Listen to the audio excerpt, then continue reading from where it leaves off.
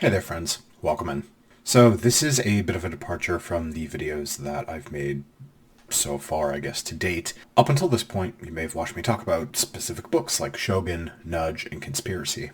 And those videos each are like 15 to 20 minutes of me doing a deep dive on one specific book. But what's more common in the world of BookTube is stuff like this, like recaps of recently read books. So this video is going to be a recap of everything I've read in the last 2 months, March and April. And in a weird way, this is probably one of the most important videos I'll do for me personally, because when I quit my job in tech last December, I determined that there were going to be two things at a minimum that I would do with this sort of gap year. One was read a bunch of books, and two was get jacked. I won't address the second goal here, but as far as the first one, this video and others like it are going to be a really good way to keep me accountable. So without further ado, let's dive in. Not to bury the lead here, over the course of March and April, I read a total of 8 books. For my goal of 52, though, and the fact that this is literally my job, I felt like these were rookie numbers, and we can get those numbers up, but that will have to come in subsequent months, whenever I do the next kind of reading summary video, I suppose, probably June. I'll also mention that in terms of like the stuff that I'm reading this year, I don't really have like an overarching theme or pattern to it. What I do have as far as the theme though is that I've pledged to get through all of the physical books that I've accumulated. It's like my physical TBR list. And these don't really have a set theme to them. I've got memoirs from Dave Grohl and Barry O. I've got biographies of Johns, Rockefeller, and Adams. I've got classics from Ernest Hemingway and Mark Twain. And I've got books on all sides of the political spectrum. Tyler Cowen, Ayn Rand, Alexis de Tocqueville, and urbanists like Henry Grabar and James Howard Kunstler. That goes to say that if my book selections feel a little all over the place, that's a correct feeling. That's how it is. I'm also already playing with ideas for what to do next year, like as far as if I want to do an overarching theme to what I read. For example, like books that you were required to read in middle school and high school, like To Kill a Mockingbird or Catcher in the Rye. So if you think I should go ahead with that, or if there's like another sort of overarching theme over 12 months that you want me to look into, please leave a comment down below. Okay, so now for March, let's start at the beginning. This is Nudge by Richard Thaler and Cass Sunstein. And I did a deep dive book review on this, or book report, so I'm not going to talk about it super long here. Behavioral economics has sort of been on my radar for a while. My first exposure to it seriously was like Nassim Nicholas Taleb mentioned it in Black Swan, I think it was. And then I read Thinking Fast and Slow by Daniel Kahneman, which is sort of one of the seminal texts in that genre. So I've always been a little interested in this, right? Because like at its core, behavioral economics is just about decision making and why humans act the way that they do, which is sort of like all economics, I guess you could say. And Nudge was, like, for what it was worth, it was a good book. It's a great sort of, like, primer on different ways that we can influence human behavior through, like, nudges, getting people to act in certain ways. And it's actually, like, helped me a lot in my personal life just to, like, set up primers for myself. Like, you know, for example, I put a sign on my fridge that says, you know, Alex, your friends probably aren't drinking tonight. And that's, you know, social proof, power of association, where you're like, oh yeah, you know, my friends probably aren't drinking tonight, so maybe I shouldn't go and grab a beer at like 4:35. For its work in like building off of the previous primary texts of behavioral economics, I didn't think that Nudge was especially groundbreaking for what I had read already. I can't remember whether it came out before or after like Thinking Fast and Slow, for example. So maybe this was like seminal back when it came out, but having read a few other books in this like school, I didn't think Nudge was like revelatory, so to speak. That being said, like Thaler and Sunstein are both like very funny writers. Their like bromance, which they highlight like multiple times in the book, is very funny to me. I ended up giving this book 3 stars. And as far as like, should you go read it? Yeah, I'd say it's an interesting book. Go check it out, but probably only if you're like, I don't know, like interested in econ or something like that. Now, next up, I don't have this physical book in front of me. I have it lent out to the brother of a friend of mine. I read The Wager by David Grann, and I actually read that for the Guys Can Read book club here in Seattle. The Wager was recommended by one of our book club members, and I had heard about it from like also a Discord I was in, and I had seen that it was like sort of making chart toppers.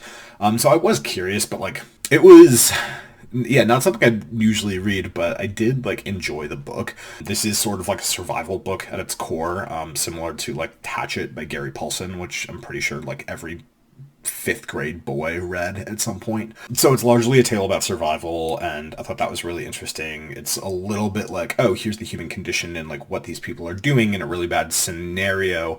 But I don't think that was like the main point of the book. It was mainly just like the recounting of these crazy historical events that occurred for all of the sailors on HMS Wager in, I think it was like 1740 or something. The political drama, like spoiler alert here, once they get back to London was like, I don't know, that ending felt really like dissatisfying to me.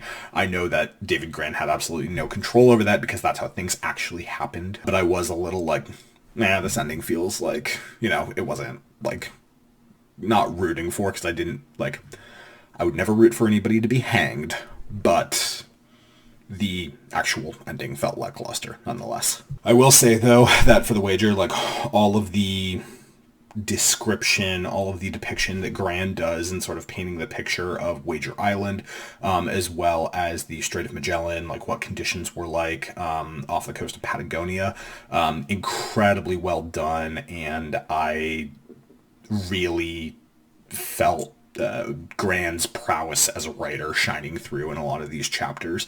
So that I found really entertaining, despite my issues with sort of the overall story. I gave The Wager 4 stars, and I got into a huge debate with the guys, and guys can read about this, because it's like, how much does like the objectively good like part of the book color your rating? Like, how much should your rating be personal, like just what you like or don't like? I don't know. I've spent like way too long talking about like movies, for example, with friends, so like my rating system is a little like, if I know the movie is like a good movie, like an American Film Industry Top 100 or something, like that probably biases my rating a little bit. And I think that might have happened here with Wager. I just felt like, I could tell on its merits that this was a good book, even if I didn't necessarily enjoy it. So maybe that 4-star, for my personal opinion, is more like a 3-star, but we're going to call it 4 for today. Okay, the next book that I'll chat about here is another book that I don't have in front of me right now. I had originally borrowed my copy from the library, and I did end up ordering this on paperback because I liked it so much. But this next book is Paved Paradise by Henry Grabar. Paved Paradise is, I guess you could put it in the category of like books on urbanism. I've been getting into these for like probably 2, maybe 3 years now, ever since a good friend of mine lent me the book Happy City or Happy Cities by Charles Montgomery. And ever since I sort of got inducted into the school of thought through Happy Cities, basically that like America has done itself a massive disservice with like urban sprawl, outdated zoning codes, that sort of thing, and that we do have the potential to build cities for ourselves that are true places rather than just like a conglomeration of buildings. Happy City is very much in that vein, and then Paved Paradise is, I guess, like sort of a 201 or 301 course in the study of urbanism, because Paved Paradise goes really, really deep on parking and how parking sort of runs the world and fucks up a lot of life. This was such a cool book because it starts off with like the story of a woman in, I want to say it's Solana Beach outside of San Diego, and how in her attempt to build affordable housing, parking requirements imposed by the city's zoning code, as well as like some very active NIMBYs in the area, made it almost impossible for her to build affordable housing. I truly at this moment can't remember whether she was able to get away with it or not. The parking mandates were one of these like huge hurdles that she had to get over, and I want to say it was something like 2 spots were required for every 1-bedroom apartment, which is obscene. Like, if you don't have a car, like that's such an unnecessary like additional construction cost. And I remember like Henry Grabar at one point talks about how parking mandates can like raise the cost of rents by as much as like $400 or $500 because the cost of building that parking has to come back to the developer at some point, and the developer does that by raising rents. But if we didn't have this required parking, like rents could be cheaper, more affordable housing could be built. The book starts off with this story, at least, and then Grabar kind of runs the gauntlet of like funny stories about parking and like mishaps that have happened over the course of American history, as well as like what the necessity of like garages, and especially like recessed garages facing the street, has done to suburbs and how they make for sort of joyless towns in that disregard. One of my favorite chapters of the book was when Henry Grabar goes through the saga of Chicago selling its parking meters because they weren't going to raise the prices of parking. So they were like, oh yeah, at most we could get like 1.2 billion in revenue over the next 20 years from these parking meters. And I want to say they got bought up by like Morgan Stanley or some other huge bank in New York. It comes out later that whoever that bank was basically like, yeah, Chicago's like way underestimating this revenue. We're going to get like 5.2 billion out of these parking meters because we don't share their aversion to like raising rates like dynamically in conjunction with like surge pricing, like normal laws of supply and demand, really. So the city of Chicago basically fucked themselves out of a ton of money because, you know, they didn't understand that, like, with a little flexibility, they could be getting so much more money out of their parking permits.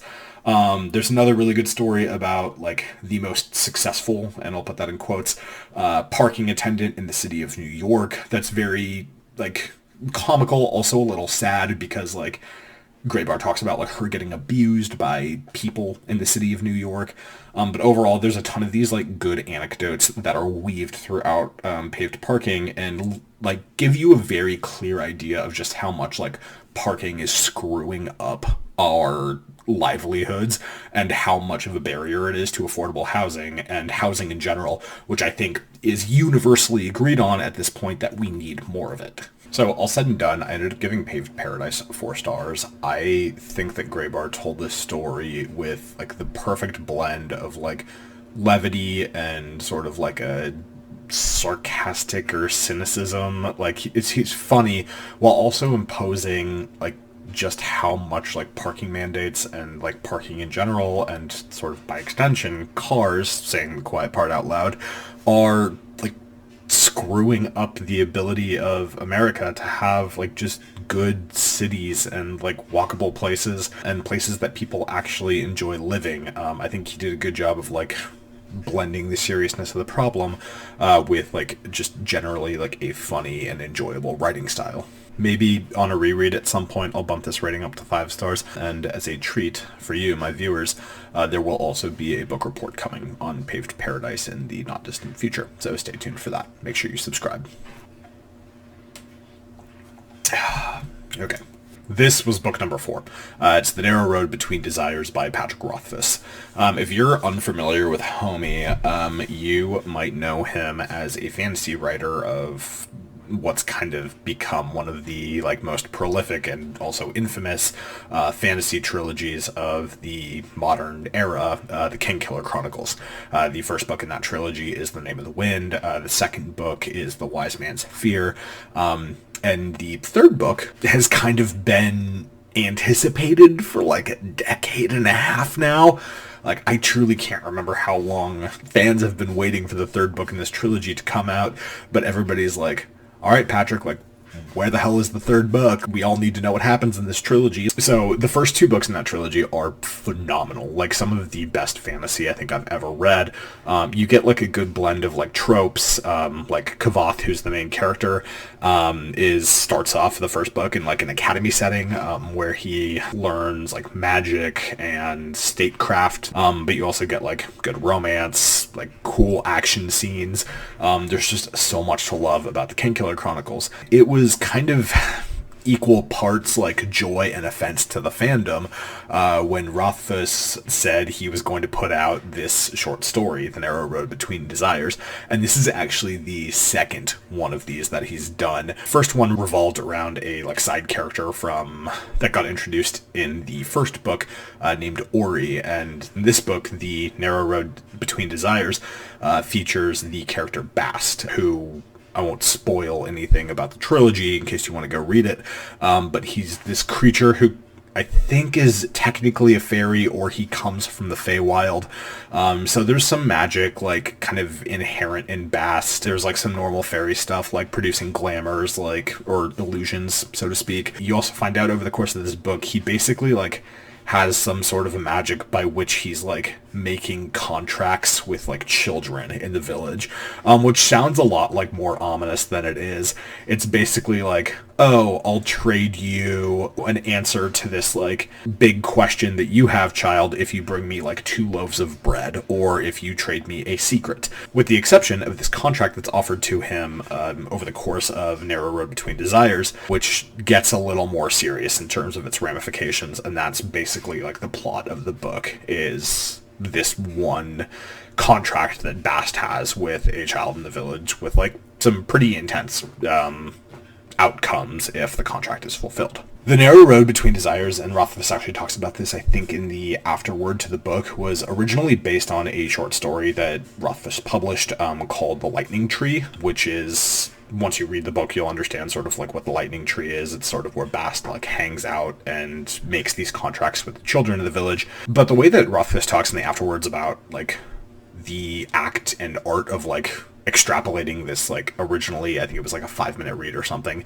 into Narrow Road Between Desires, which I think ended up taking me something like an hour and a half, 2 hours. It was really cool.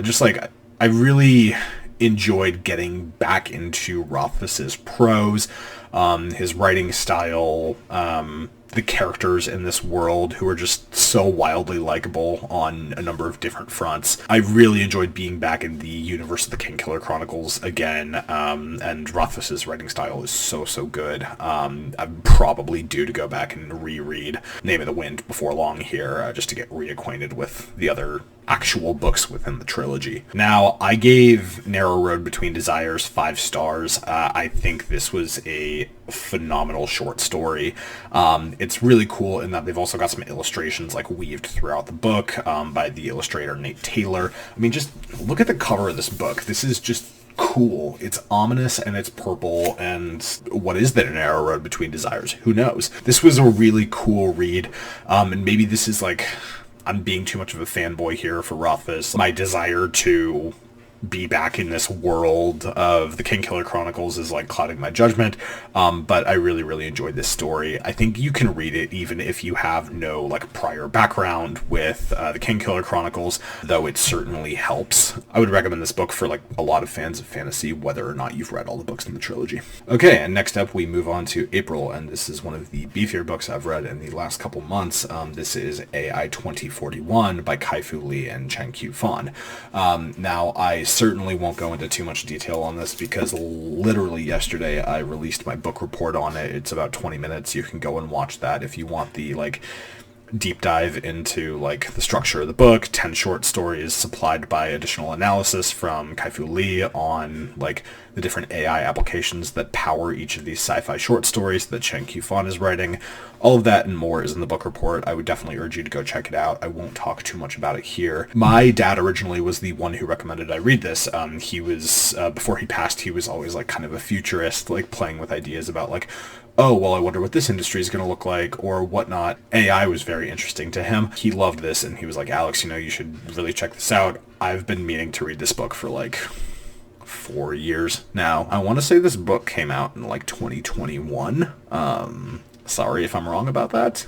Maybe 2022. So anyway, I've been meaning to read this book for a while, and I was really glad that I finally got the chance to dive into it. No discredit to Chen Qiufan, maybe like some discredit to the translators. Some of the elements in each short story sort of blended together for me after a while. Every short story was not like taking me and like smacking me upside the head. There was a lot that blended together between the 10 short stories, which I think was probably by design. After a while, I was definitely a little more tired than I was at the start of the book when these short stories were fresh. I gave AI 2041 4 stars out of 5. I may actually bring this down to 3 stars in the future, just because, like, I think the biggest part of this, reading this, was like the novelty and having these ideas and perspectives of the future like revealed to you for the first time. And if I reread this book, I'm probably not going to enjoy it nearly as much as I did on the first read, which is why I'm like, okay, maybe that'll go down to a 3 in the future. Enjoyed the hell out of this book.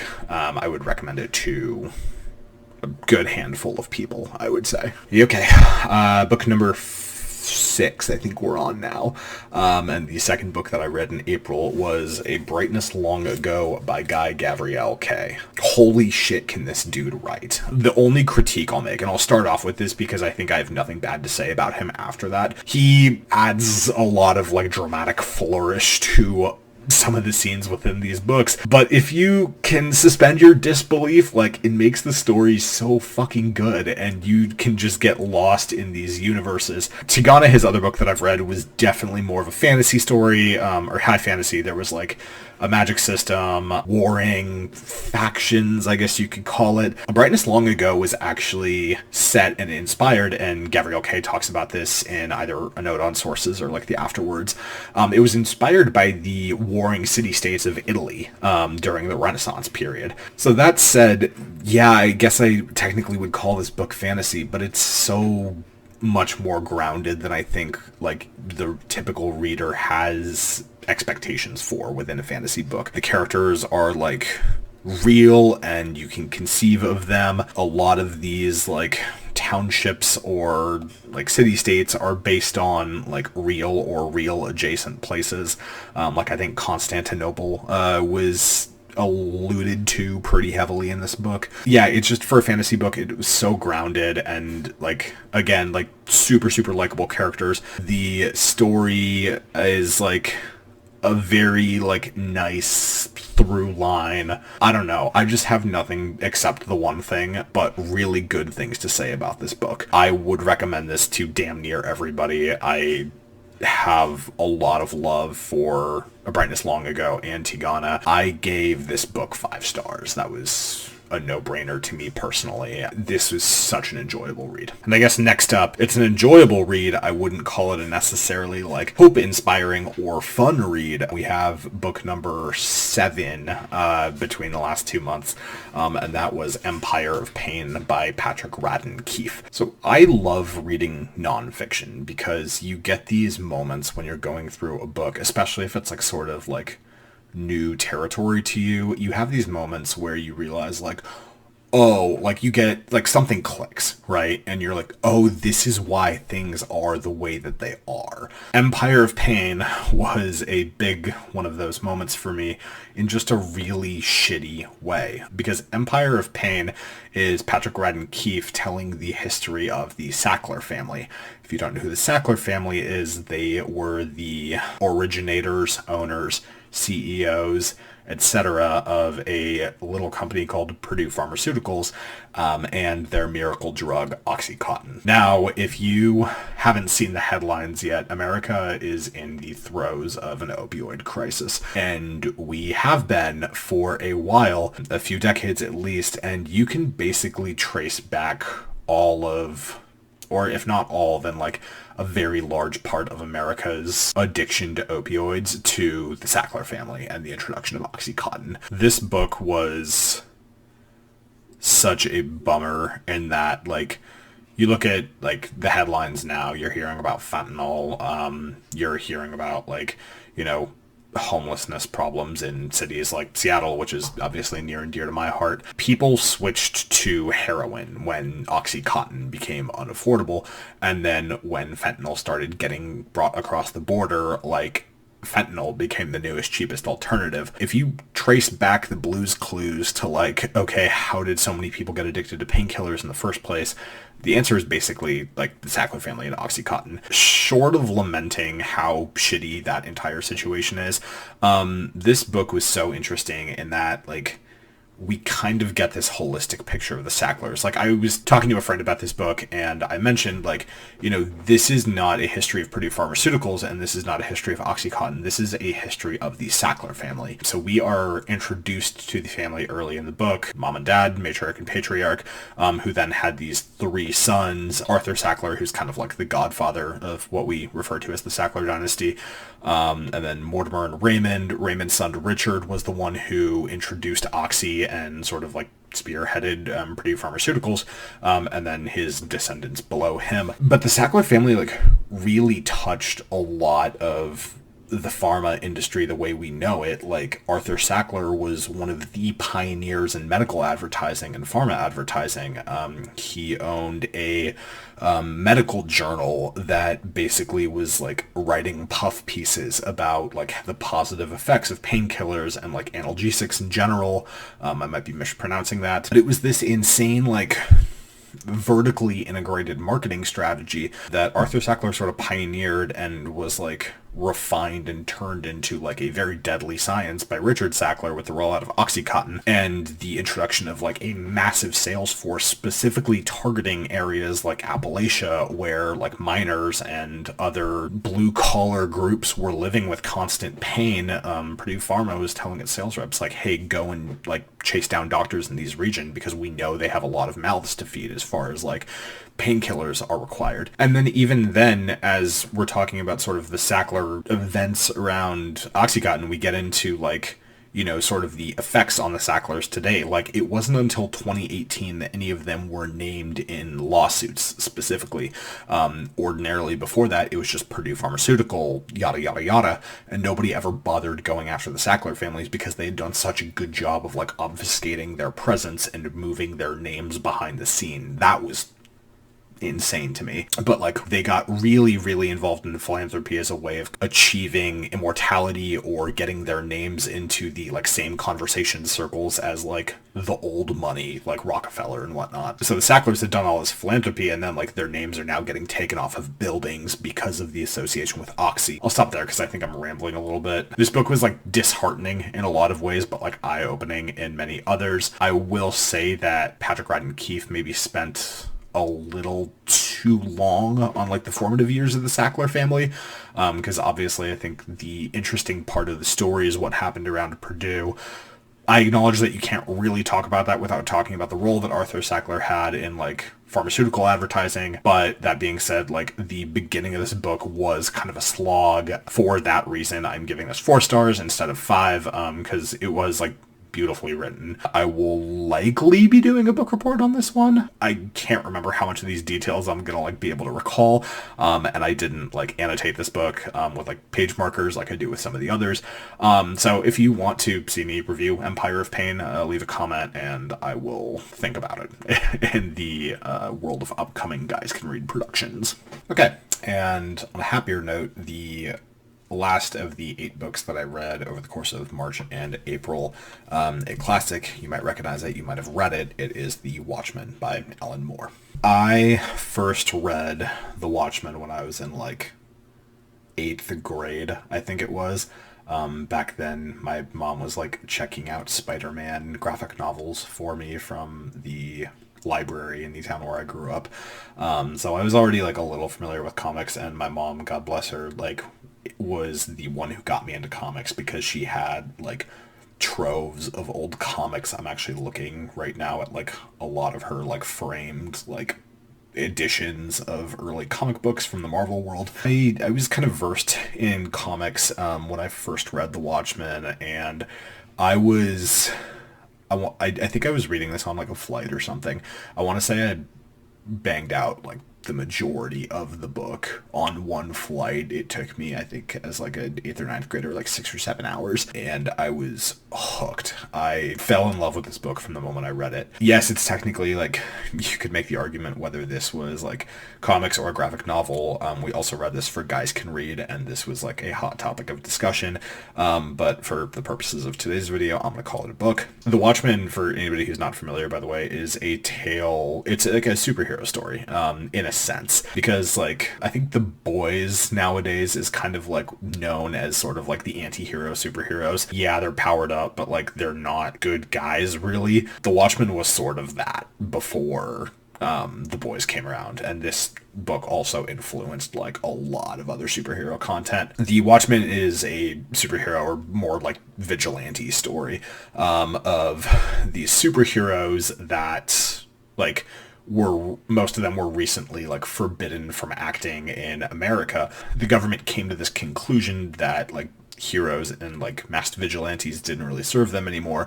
So all except the ones who went into government service were sort of like forbidden from acting through the passage of the Keene Act, which is fictional in this book. The story begins with Rorschach, who is like the most anti-hero-esque of all of these masked vigilantes, coming to the discovery that another one of the masked vigilantes who went into government service, named the Comedian, had been killed. Before long, it becomes apparent that like the other masked vigilantes or the other members of the Watchmen are getting targeted. Rorschach, who's like sort of the main voice in this story, goes on this journey to discover like, okay, like what's the through line here? Like why are the Watchmen getting targeted?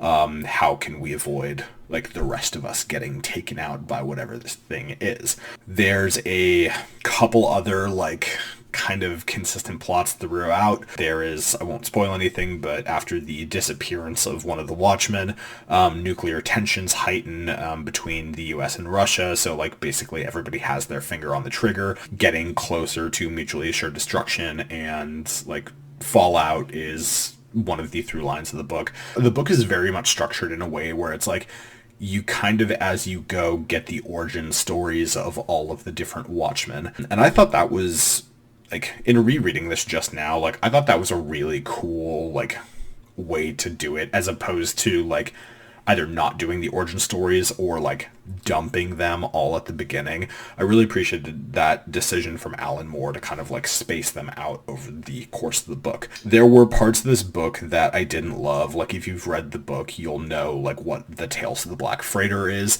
Basically, it's this, like, novel inside of the Watchmen, which parodies like the moral dilemmas and the gray areas that like some of the Watchmen are operating in. Even on this reread, I was like, yeah, it's still annoying to me. I didn't love the Tales of the Black Freighter. Every other piece of this book and like the plot is amazing. Like, I still think this is one of the better twists I've seen from like a superhero or a sci-fi book. In my recollection, rereading this book, it held up every bit as well as I imagined. And for that reason, and also because I'm a comics fanboy, whatever, I gave the Watchmen 5 stars on my rereading of it. If you don't want to read the book, or if you're not a reader, they did make The Watchmen into a movie 2010, I want to say. Some people have decided was Zack Snyder's only good movie. So if you want to save yourself probably like 4 hours, I would say you can go check out the movie as opposed to reading the book. Additionally, HBO came out with a miniseries, 8 episodes, of like kind of a non-canon, like spin-off future of the Watchmen universe that I watched the majority of, and I really, really enjoyed. And so if you're looking for, you know, more content, as everybody is in 2024, I would go check out the Watchmen movie and then the TV show, or even better than both of those, like read the book, because it's freaking amazing. And folks, there you have it. That was my March and April in a review. We got through 8 books. Like I mentioned earlier, not quite as much as I would have liked to have gotten through in this time, but that's just, you know, it's our impetus to dial things up in May and June. We are figuring this out as we go. I am taking any and all feedback. So if you liked this video as opposed to the deep dives, or if you love the deep dives and only want to see those, please leave a comment. I would love to hear from you, so I'm not screaming about books into the void. As always, I would be honored if you would like this video, subscribe to the Guys Can Read channel on YouTube, and if you are so inclined, sign up for the mailing list or a live book discussion in your city via the Google form in the video description. Otherwise, it's been real, it's been fun. Let's do it again soon.